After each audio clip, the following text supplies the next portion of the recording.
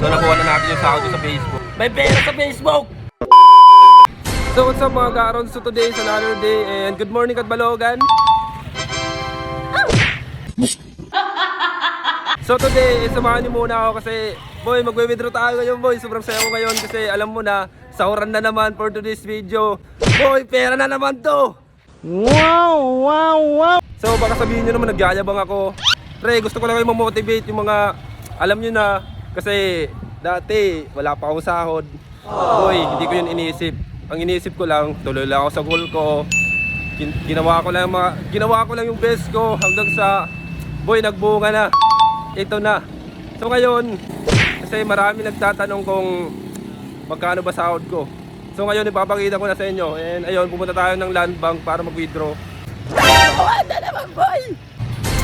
So ayun nga. Tara, let's go. And malapit na tayo. Mga 24 seconds na lang o 24 hours na lang. Nandun na ako sa pag-withdraw natin ng pera. So bumili muna ako ng tinapay kasi nagutom ang kupal. Ay ko. So malapit na tayo. 36 minutes and 24 seconds. Check this out. Okay. So ganito pala yung panahon dito sa Katbalogan ha. Baka sabihin nyo, may bagyo dito ha. Wala. Ito ha, nag-i-snow na dito. Boy, dahil sumahod na ako boy, sasayawan ko muna boy kasi... So ganun lang kasaya. Grabe, kasi dati puro enjoy lang ako boy, pero ngayon sa awa ng Diyos sumasahod na rin. So thank you God. Woo! The best ka talaga. Hi Jollibee, patis naman. Ako yung yung sahod ko sa November. Ngayon ko lang kukunin kasi hindi ko pa na-withdraw. So yun na nga, nakuha ko na, na-withdraw ko na ang pera na yan. So dito na boy. So thank you very much boy. So nakuha na natin yung sahod sa Facebook. Sa mga nagtatanong, ito na boy ha. Wala, baka sabihin nyo naman, nagyayabang ako ha.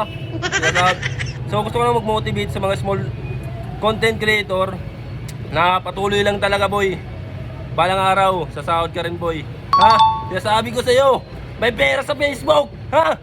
So yun na nga, dahil anong oras na. And ayun, nakuha na natin yung pera. So bibili muna ako ng ulam kasi boy, gutom na boy. So nandito tayo sa Primark dito sa Katbalogan